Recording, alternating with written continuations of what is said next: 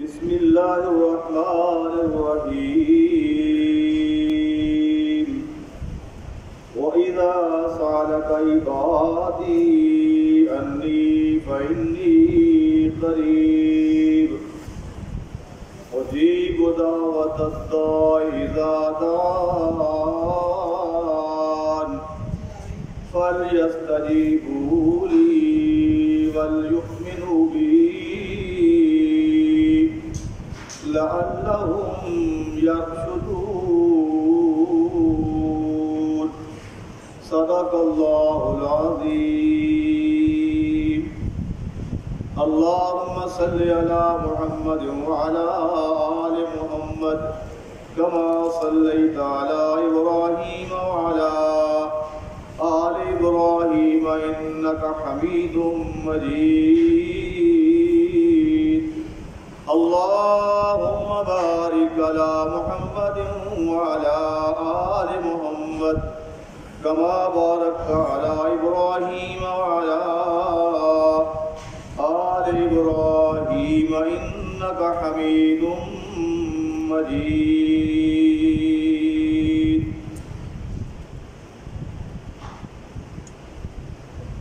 معزز سامعین، آج جس معاشرے میں ہم یہ دنیا والی عارضی زندگی گزار رہے ہیں، خصوصاً آج کل ہر مسلمان، ہر انسان پریشان حال ہے، چاہے وہ اجتماعی طور پر ہے، چاہے وہ انفرادی طور پر ہے۔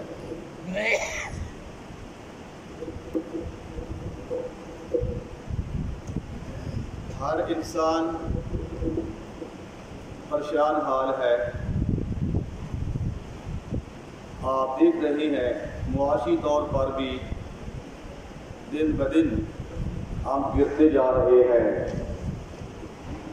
اس کے ساتھ ساتھ ہم جو ہمارا دین اسلام ہے اس کے لحاظ سے بھی جو صورتحال بن رہی ہے، اللہ تعالیٰ ہمارے حالوں پر رحم فرمائے۔ وہ بھی تم دیکھ رہے ہیں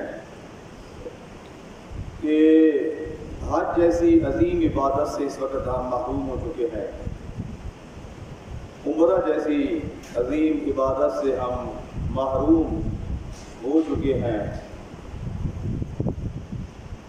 اور یہ بھی سننے میں آ رہا ہے کہ اعتکاف جو بہت بڑی عبادت ہے غریبوں کے لیے، فرمایا اللہ کے پیغمبر ارشاد فرماتے ہیں کہ جو انسان رمضان المبارک کا آخری 10 دنوں کا اعتکاف بیٹھتا ہے اللہ تعالیٰ کی رضا کے لیے، تو فرمایا کہ اس انسان کو اللہ تبارک و تعالیٰ 2 حجیں اور 2 عمرے وہ جو اللہ کی بارگاہ میں قبول ہیں، اللہ ان کو ثواب عطا فرماتے ہیں۔ اور سنا اس پر بھی پابندی لگ چکی ہے۔ یہ حالات ہیں جو دن بدن بن رہے ہیں، اور آپ صلی اللہ علیہ وسلم کی سنت ہمارا تو ایمان ہے، بلکہ قرآن مجید کی آیت ہے، آپ سنتے رہتے ہیں۔ اللہ فرماتے ہیں لَقَدْ قَالَ لَكُمْ فِي رَسُولِ اللَّهِ أُسْوَةٌ حَسَنَةٌ۔ علماء جانتے ہیں لام بھی تاکید کا ہے، قد بھی تاکید کا ہے، اور معنی بنتا ہے قسم والا۔ یہ قسم کون اٹھا رہا ہے؟ بولو، اللہ تبارک و تعالیٰ خود اٹھا رہے ہیں۔ اللہ اللہ اللہ فرماتے ہیں مجھے اپنے ذات کی قسم ہے، اے میرے بندوں قیامت تک آنے والوں، میں اللہ نے جو میرا آخری پیغمبر خاتم النبیین، جس کے بعد میں رب نے نبوت کا دروازہ بند کر دیا ہے، فرمایا کہ ان کا جو بھی طریقہ ہوگا اس میں خیر ہی خیر ہوگی۔ ہمارا ایمان ہے کہ آپ صلی اللہ علیہ وسلم کی ہر سنت میں خیر ہی خیر ہے، نبی کی سنت میں، پیغمبر کے طریقہ میں شر آ سکتا ہی نہیں ہے۔ لیکن آج دیکھ لیں آگے والا جو ہماری اولادیں آ رہی ہیں، پتہ نہیں ان کے کیا ذہن بن جائیں گے۔ یہ مصافحہ کرنا پیغمبر کی سنت ہے، اور آج اس کا کیا حال کر رہا ہے؟ ایسے طریقے کے ساتھ، ایسے نہیں ایسے لوا فرمائے۔ بھائی یہ سوچنے کا مقام ہے، دنیا عارضی ہے، دنیا فانی ہے، پتہ نہیں ہم کل ہوں گے یا نہیں ہوں گے۔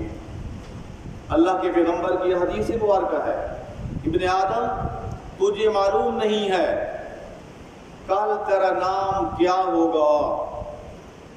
کیا مطلب؟ پتہ نہیں کل تو زندوں میں سے ہوگا یا مردوں میں سے ہوگا، پتہ نہیں ظہر کی نماز بھی ہمیں نصیب ہونی یا کیا ہے نہیں، کل تو بہت بڑا دور ہے۔ اگر روح نکل گئی تو ہم مردوں میں سے شمار ہوں گے، ہمارا نام کن میں سے ہوگا؟ بولو بھائی، مردوں میں سے ہوگا۔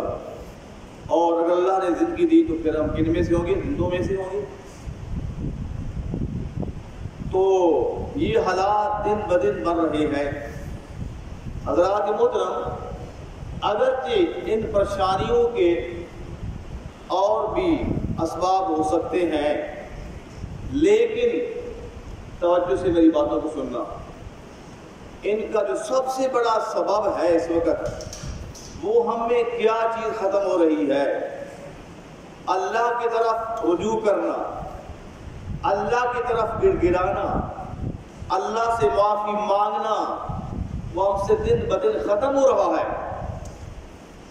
یہ ہمارا مرکز ہے الحمدللہ، ہمیشہ وہاں سے قرآن و حدیث کی باتیں سنتے رہتے ہیں آپ، کوئی نئی باتیں نہیں ہیں۔ استاد جی رحمۃ اللہ کی وہی باتیں ہم نے پڑھی ہیں، کوئی دہرائی جا رہی ہے۔ ہمارا ایمان ہے کہ کائنات میں ہر چیز، چاہے کوئی پریشانی ہے، کوئی تکلیف ہے، عزت ہے، ذلت ہے، سکھ ہے، صحت ہے، یہ کس کے ہاتھ میں ہے؟ بولو بھائی، اللہ تعالیٰ کے ہاتھ میں، اللہ کے اختیار میں ہے۔ سب کچھ کرنے والی ذات کون ہے؟ اللہ کی ذات ہے۔ کائنات میں، دنیا میں خربوں کی تعداد سے زیادہ درخت ہوں گے۔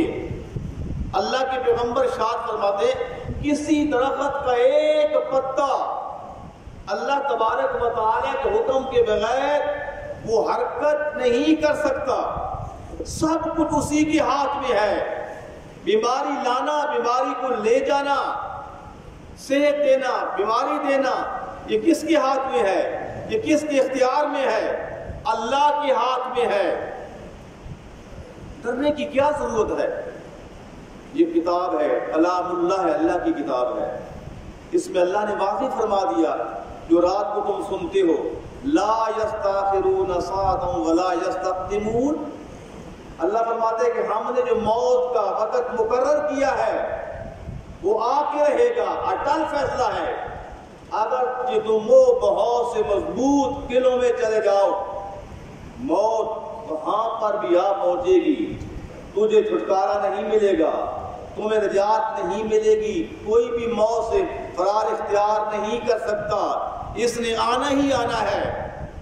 اور جو اللہ نے وقت مقرر کیا ہے، اللہ نے ہمیں قرآن مجید میں بتا دیا ہے، ایک لمحہ، ایک سیکنڈ وہ وقت نہ آگے ہوگا اور نہ وہ پیچھے ہوگا۔ معزز سامعین، بات اور طرف جا رہی ہے۔ عرض میں یہ کر رہا تھا کہ تمام پریشانیوں کا، مصیبتوں کا جو حل ہے وہ اللہ سے مانگنا ہے، دعا کرنا ہے۔ سنیے، حضور اکرم صلی اللہ علیہ وسلم کی تعلیم بھی یہی ہے اور آپ کا عمل بھی یہی رہا ہے۔ اس کے بعد صحابہ کرام کا یہی معمول رہا، اور جتنے اللہ والے گزر چکے ہیں، جو اب بھی موجود ہیں، ان کا یہی وتیرہ ہے، یہی طریقہ ہے۔ لیکن ہم نے اللہ کے پیغمبر کا جو طریقہ ہے چھوڑ چکے ہیں۔ آپ کا کیا ہمیں حکم ہے اور آپ کا کیا فعل تھا؟ جب بھی آپ پر کوئی آزمائش آتی تھی، پریشانی آتی تھی، بیماری آتی تھی، آپ کا حکم ہے سب سے پہلے مسلمان، کلمہ پڑھنے والا انسان، وہ کیا چیز اختیار کرے؟ اللہ کی طرف رجوع کرے، صلاۃ الحاجت ادا کرے، اللہ تعالیٰ کے سامنے آئے، گڑ گڑائے، اللہ سے معافی مانگے، یا اللہ میں تیرا بندہ ہوں، تو رحمان ہے، اللہ سب کچھ تیرے ہاتھ میں ہے، اللہ تو ہی سب کچھ کرنے والا ہے۔ جب اس یقین کے ساتھ ہمارا تو ایمان ہے، جب اس یقین کے ساتھ اللہ سے معافی مانگے گا، گڑ گڑائے گا، روئے گا، اللہ تبارک و تعالی ضرور معاف فرما دے گا۔ اللہ کے پیغمبر صلی اللہ علیہ وسلم جب بھی کوئی دیکھتے مشکل وقت پریشانی والا، سب سے پہلے اللہ کے نبی کون سا کام کیا کرتے تھے بتاؤ مجھے؟ صلاۃ الحاجت پڑھا کرتے تھے، اللہ تعالیٰ کے سامنے رجوع ہوتا تھا، اور اس کے بعد حکم یہ ہے اللہ کے راستے میں کوئی صدقہ خیرات کرو، الصدقۃ رد البلاء۔ اللہ کے پیغمبر فرماتے ہیں کہ صدقہ خیرات ہم تو اس وقت کرتے ہیں نا جب مصیبت آ جاتی ہے، پریشانی آ جاتی ہے، فرمایا کہ ہر وقت انسان کو صدقہ خیرات کرنا چاہیے اپنی وسعت کے مطابق۔ صدقہ خیرات کے جہاں پر اور بڑے بڑے فوائد ہیں، صلہ رحمی ہوتی ہے، معاشرے میں ایک ہمدردی ہوتی ہے، پیار اور محبت بھائی چارے کا فضا قائم ہوتی ہے۔ اس کے ساتھ ساتھ اللہ کے پیغمبر فرماتے ہیں کہ صدقہ خیرات آنے والی مصیبتوں کو یہ کیا کر دیتا ہے؟ رد کر دیتا ہے، ان کو ٹال دیتا ہے۔ اور اب فرمایا تیسرے نمبر پر جو دنیاوی اسباب ہیں ان کو اپنا لو۔ اگر بیماری آئے، مصیبت آئے، سب سے پہلے اللہ کے گھر میں آؤ، اللہ سے معافی مانگو، اور دوسرے نمبر پر صدقہ خیرات کرو، اور تیسرے نمبر پر حکیم ہے، ڈاکٹر ہیں، علاج ہے، وہ بھی سنت ہے، لیکن وہ نمبر 3 پہ ہے۔ سمجھ آ رہی ہے؟ بیماری جب آ جائے ڈاکٹروں کے پاس جانا، حکیموں کے پاس جانا، طبیبوں کے پاس جانا، یہ کتنے نمبر پر ہے بولو بھائی؟ تیسرے نمبر پر ہے۔ اور آج ہمارا ایمان اتنا، اللہ معاف فرمائے، ہم ایمان سے کمزور ہو چکے ہیں۔ اگر تھوڑی سی بیماری آتی ہے، پریشانی آتی ہے، ہمیں اللہ جان وہ فوراً بتاؤ اچھا ڈاکٹر کہاں ملے گا بھائی؟ اپنی وسعت کے مطابق نا ہم وہاں پہ دوڑ لگاتے ہیں، ڈاکٹروں کے پاس جائیں گے، حکیموں کے پاس جائیں گے، اور پھر جب ادھر سے مایوسی ہوتی ہے پھر صدقے خیرات ہمیں یاد آتے ہیں، اور پھر جب وہاں بھی کام نہیں بنتا، استاد جی ہم دعا ہی کرو آنا، ہم تو دعا والی گلی رہ گئی، وہ گلی ہے ہی استغفر اللہ۔ مطلب ہے کہ پہلے کی اور گلی تھی نا جی، اب یہ دعا والی گلی، اب کوئی دعا کرو۔ جو ہم نے کام پہلے کرنا تھا اس کو ہم کہاں لے گئے بولو بھائی؟ تیسرے نمبر پہ لے گئے، اور جو کام ہم نے کرنا تھا تیسرے نمبر پر وہ ہم پہلے شروع ہم نے کرنے کر دی۔ یہ ہمارے یعنی کہ اتنے ایمانوں میں کمزوری آئی ہوئی ہے۔ اللہ اللہ حضرات محترم، دل دکھتا ہے، حقیقت بات کہہ رہا ہوں۔ یہ رحمتوں والا مہینہ ہے، برکتوں والا مہینہ ہے۔ اللہ اللہ، ہمیں کیا پتا ہے، اس کی کوئی قدر ہمیں تو ہے ہی نہیں ہے۔ حدیث پاک میں آتا ہے، اللہ کے پیغمبر فرماتے ہیں لو کان یعلم العباد ما فی رمضان لتمنت من امتی ان تکسر کلها رمضان او کما قال۔ اللہ کے پیغمبر ارشاد فرماتے ہیں لو کان یعلم العباد، اگر اللہ کے یہ بندے جان لیں، دیکھ لیں، ما فی رمضان، رمضان کے مقدس مہینہ میں اللہ کی رحمت کس قدر برستی ہے، کس قدر جو نافرمان لوگ ہوتے ہیں، گنہگار لوگ ہوتے ہیں، جب وہ آتے ہیں اللہ کی بارگاہ میں، اللہ ان کو کس قدر معاف کرتا ہے۔ یہ تو آخری اشرہ جو ہے، یہ تو عتق من النار کا ہے نا بھائی، رحمتوں والا گزر گیا، مغفرت والا گزر گیا، اب رمضان آخری اشرہ ہے جس میں اللہ تبارک و تعالیٰ جو گنہگار بندے ہوتے ہیں ان کو چھٹکارا ملتا ہے، ان کو رہائی ملتی ہے، کس سے؟ جہنم کی آگ سے چھٹکارا ملتا ہے۔ فرمایا کہ اللہ کی رحمت پکارتی ہے، تلاش کرتی ہے، باقی مہینوں میں اللہ کی رحمت کو تلاش کرنا پڑتا ہے۔ یہ فرق ہے رمضان میں اور غیر رمضان میں، کہ رمضان کے مقدس مہینہ میں اللہ کی رحمت گنہگار بندوں کو تلاش کرتی ہے، اور پکار کہتی ہے بندہ تیرے آنے میں دیر ہوگی اور رب کے راضی ہونے میں، بخشنے میں دیر نہیں ہوگی۔ اور اللہ کے نبی فرماتے ہیں لوگ دیکھ لیں آنکھوں کے ساتھ کہ رمضان میں اللہ کی رحمت کس قدر برستی ہے۔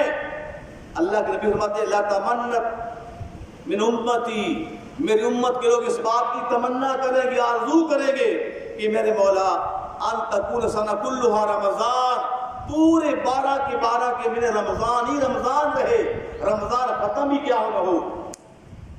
اور صحابہ کرام کے بارے میں موجود حدیث کی کتابوں میں آج ہم بھی دیکھیں کیا ہو رہا ہے۔ دنیا کا حرص ہمارے اندر آ چکا ہے، راج نہیں رہے، سیر نہیں ہو رہے، اور تم نے سیر ہونا بھی کیا نہیں ہے۔ اللہ کے نبی کا فرمان ہے اگر ابن آدم کے پاس 2 وادیاں آ جائیں، کتنیاں؟ اس کی سونے کی 2 وادیاں مل جائیں، وادیاں کتنی ہوگا وہ سونا ہوگا یاد ہے سمجھانے کے لیے فرمایا ابن آدم پھر بھی سیر نہ ہوگا، ایک ہور ہو گیا نہ کدے یہ ہو گیا ایک ہور ہو گیا۔ فرمایا قبر کی مٹی یہ تجھے کیا کرے گی؟ سیر کرے گی۔ الہاکم التکاثر حتی زرتم المقابر۔ اللہ فرماتے ہیں الہاکم التکاثر، ہلاک کر دیا ہے تم کو، تباہ کر دیا ہے تم کو مال کے تکاثر میں، حتی زرتم المقابر، یہاں تک رات کو میٹنگ ہو رہی ہے گھر میں ہے جی، آج یہ کرنا، آج اس مارکیٹ کے افتتاح کرنا ہے، یہ کاروبار کرنا ہے، یہ کاروبار کرنا ہے۔ صبح بزرگ صاحب کا انتقال ہو گیا ہے، چلے گو کیوں ہو گیا جی؟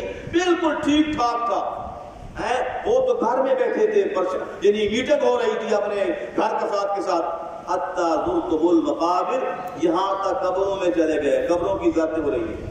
حضرات محترم، اللہ تعالی ہمارے حالوں پہ رحم فرمائے۔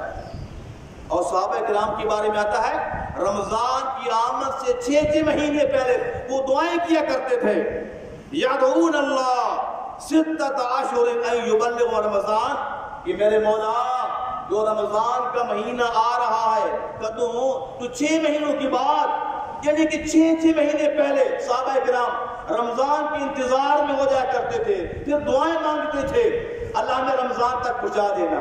جب پھر رمضان کا مہینہ آ جاتا، اللہ اللہ میرے نبی کی سبحان اللہ سخاوت تو پہلے ہی بڑی تھی، پھر جب رمضان کا مہینہ آتا اپنی قبروں کو کاس لیا کرتے تھے، ایک دوسرے کو مبارک خوشیاں عبادت کرتے تھے، اور پھر جو یہ مہینہ آخر میں جاتا وہ پریشان ہوتے کہ یہ جا رہا ہے رحمتوں والا مہینہ۔ پھر جب رمضان چلا جاتا تو پھر 6 مہینے یہ دعائیں کیا کرتے تھے کہ میرے مولا جو ہم نے رمضان میں باتیں کی ان کو قبول فرمانا، اللہ کا رمضان میں ہم سے کوئی کوتاہی ہو گئی ہے، ہم رمضان کی جس طرح قدر کرنی تھی ہم قدر نہیں کر سکے، اللہ اس کمی کوتاہی کو معاف کروا دینا۔ یہ تھا صحابہ کرام کا رمضان کی بدولہ۔ آج ہمارا حال کیا ہے؟ جب آتا ہے پریشان ہوتے ہیں، جب جاتا ہے عید کی خوشیاں مناتے ہیں، کب عید آئے گی؟ اللہ معاف فرمائے۔ اللہ واللہ یقین جانے لوگوں کو پتہ بھی نہیں، اللہ معاف فرمائے، اتنے منحوس کیا فرق کرے۔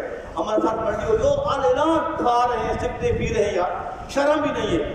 بلکہ اب تو وہ وقت آ گیا ہے روزے دار کو شرم آتی ہے، ان کو ڈر سے وہ منع نہیں کرتا ہے کہ کہیں گلے نہ پڑتے ہیں کہ تم کون ہو منع کرنے والے۔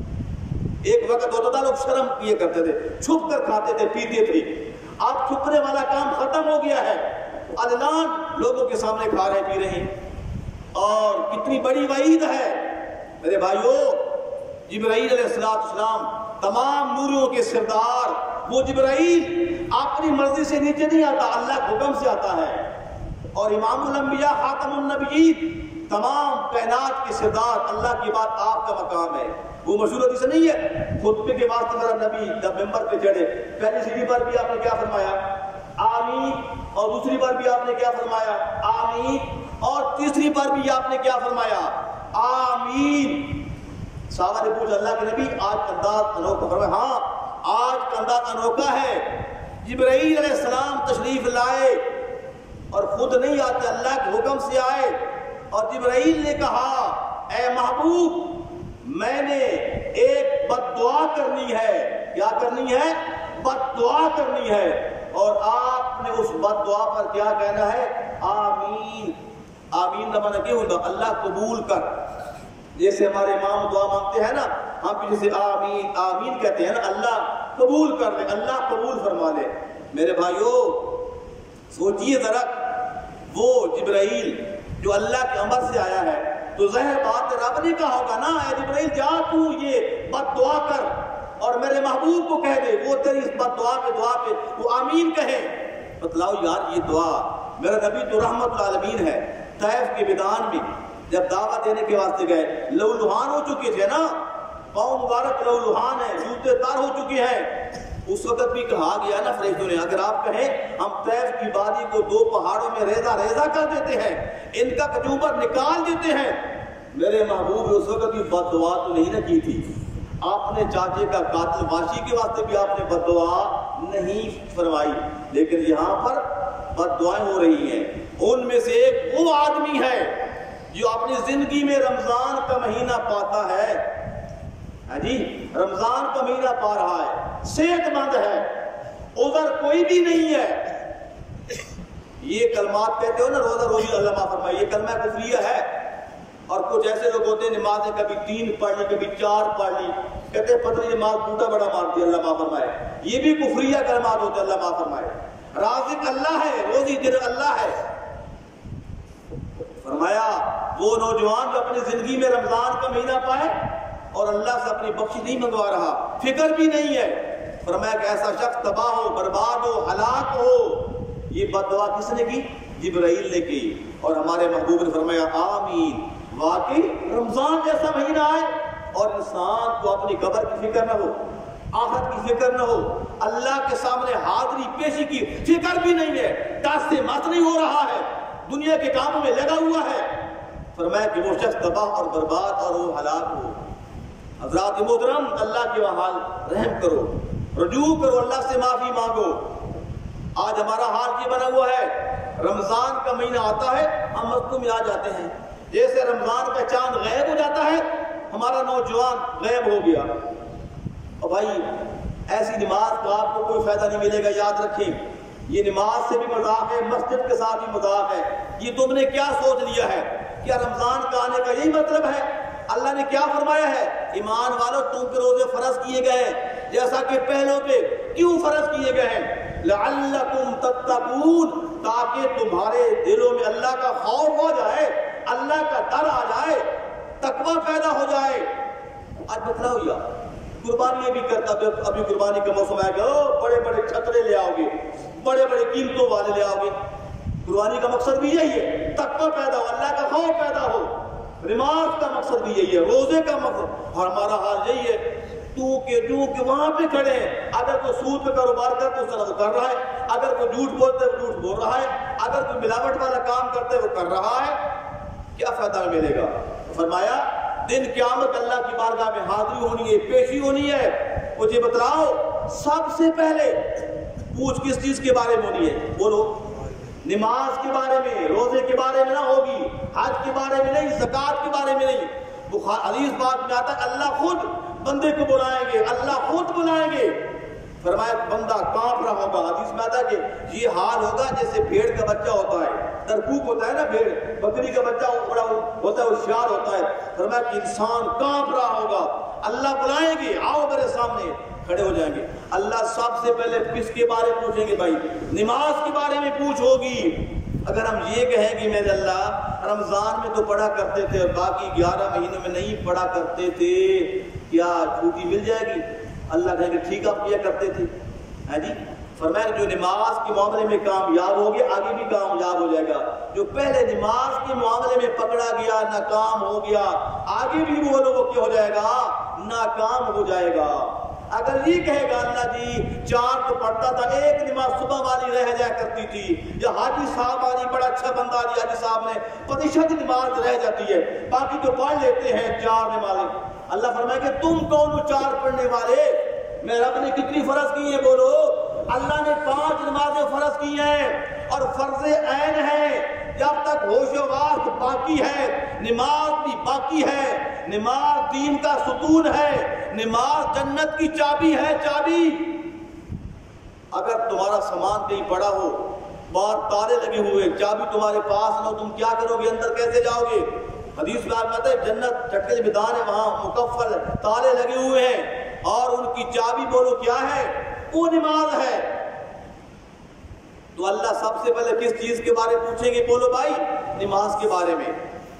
फरमाया अगर जंग लगी हुई है, अल्लाह दुश्मन सामने खड़ा है, नमाज माफ है?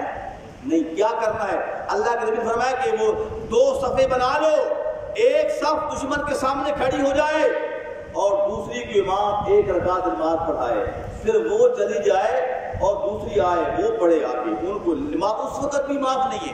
تم کون ہو چار پڑھنے والے اور رمضان میں پالی ابھی چھٹی کر دی ہے۔ عرض میں یہ کر رہا ہوں میرے دوستوں بزرگوں، اس کا حل کیا ہے؟ اللہ سے معافی مانگنا، اللہ کے سامنے گر گرانا۔ اور آج ہمارے اندر یہ چیز ختم ہو رہی ہے۔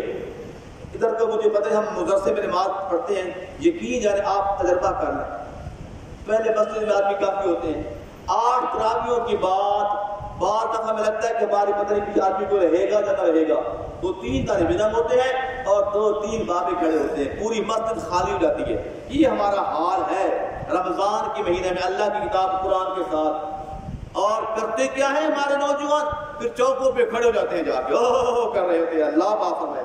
اللہ کی رحمت برس رہی ہے اور یہ مسجد کو قرآن کو یہی کاٹ دینا ہے، قرآن کو اور نہیں پیٹ دینے والی بات یہی ہوتا ہے۔ ادھر قرآن پاک ہو رہا ہے، قرآن کی تلاوت ہو رہی ہے اور یہ سڑکوں پہ کھڑے ہیں، چوکوں پہ کھڑے ہیں اور گپیں لگ رہی ہیں، اللہ معاف فرمائے۔ اگر 1 گھنٹہ بھی ہم 1.5 گھنٹہ بھی ہم مسجد میں رمضان کی ببرکت مہینے میں اگر ہم قرآن کو نہ سن سکے، مطلب ہمارا پھر کیا بنے گا، ہمارا کیا حال ہوگا؟ تو فرمایا تمام پریشانیوں کا حل کیا ہے؟ وہ دعا ہے۔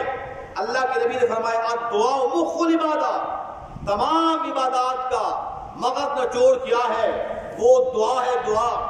اور دعا مانگنا اللہ کے نبی فرماتے ہیں یہ مومن کے واسطے ایٹم بم کی طرح ہے۔ سب سے بڑا ہمارا ہتھیار کیا ہے بولو؟ وہ دعا ہے، اللہ سے مانگنا ہے۔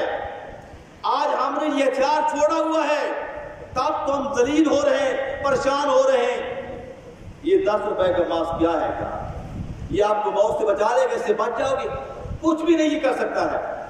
بچانے والی ذات کون ہے؟ وہ اوپر کھڑی ہے، جب تک وہ نہ مارے دنیا کی کوئی طاقت نہیں مار سکتی، اور اگر وہ مارنا چاہے یہ کیا کرے گا؟ ٹھیک ہے درائی اسباب ان کو اپناؤ، پر کوئی توکل بھی تو ہے نا، اللہ پر کوئی یقین والی بات تو ہے نا۔ ابے تم تو مسلمان ہو، مومن ہو، اگر اس بیماری میں مسلمان مر بھی جائے تو وہ شہید ہے۔ بولو وہ کیا ہے؟ شہید ہے نا۔ مسلمان جو ہوتا ہے نا یہ کبھی گھاٹے میں نہیں ہے، یہ ہر حال میں نفع میں ہوتا ہے۔ بیماری بھی رب کی رحمت ہوتی ہے، یاد رکھیں۔ بیماری کے ذریعے اللہ گناہ معاف کرتے ہیں، اللہ گناہ مٹاتے ہیں بیماری کے ذریعے۔ حدیث پاک کہتا ہے اگر مسلمان کو بات لمبی ہو رہی ہے، 1 کانٹا چبھ جائے، کتنا؟ 1 کنڈا کانٹا، اللہ 40 دن گناہ معاف فرما دیتے ہیں۔ آپ کے 2 جیب، آج کل 2 جیبوں کا رواج آ گیا ہے نا، ایک جیب میں بھول کر دوسرے میں پیسے ڈال دیے، اور جب اس رات وہ ہو تھوڑی دیر بعد پریشان ہوا ہے نا، اچھا ہے فرمایا اس پر بھی ایک نیکی ملتی ہے۔ اور تھوڑی سی پریشانی آئی ہے کہ اس جیبے میں ہاتھ ڈال دیا، اچانک غلطی سے پیسے ادھر ڈال دیا، اپنا سامان ڈال دیا، دائیں جیبے میں ہاتھ ڈال دیا، وہ خالی ہوئے، جب تک پھر ادھر ہاتھ لگا کہتا ہے ٹھیک ہے اب خوشی ہو گئی نا۔ اللہ کے پیغمبر فرماتے ہیں اس معمولی سی پریشانی پر بھی جو مسلمان ہے، مومن ہے، اللہ اس کو ایک نیکی عطا فرما دیتے ہیں۔ بیماری تکلیف تو بڑی پریشانی ہوتی ہے۔ حدیث بات کہتا ہے نا جب بچہ پیدا ہوتا ہے، فرمایا کہ وہ درد ذیل جو ہوتا ہے موت کے بعد سب سے بڑی وہی تکلیف ہوتی ہے، اس میں وہ بات ہماری مائیں بیٹیاں بیچاری اللہ کو پیاری ہو جاتی ہیں۔ فرمایا کہ وہ شہید ہوتی ہیں، یہ ہوتی ہے وہ شہید ہے، اور اگر بچ جائے تو فرمایا درد ذیل کی تکلیف کی وجہ سے اللہ اس عورت کے تمام اللہ گناہ معاف فرما دیتے ہیں۔ تو یہ بیماری سے کیا کرنے والی بات ہے یار؟ ہاں جی، تو حاجی اصغر صاحب ہمارے چیز صاحب ایک چارے کہتے قاری صاحب پتہ نہیں کیا حال ہو گیا، پہلے رمضان کے مہینہ میں صبح کی نماز کے بعد جب نماز ہوتی اس کے بعد مسجد میں لوگ بیٹھ جاتے، نوجوان قرآن کی تلاوت کرتے تھے، وہاں ایک آدمی نہیں بیٹھتا، پتہ نہیں یہاں پر کیا ماحول ہوگا۔ جیسے نماز ہوتی ہے ہمیں گھروں کے جانے کی فکر ہوتی ہے۔ اس وقت حضرات محترم یہ رحمتوں والا مہینہ ہے، برکتوں والا مہینہ ہے، آخری عشرہ آ رہا ہے، ہاں جی، اس میں اللہ تعالیٰ کی رحمت کو خوب لوٹیں۔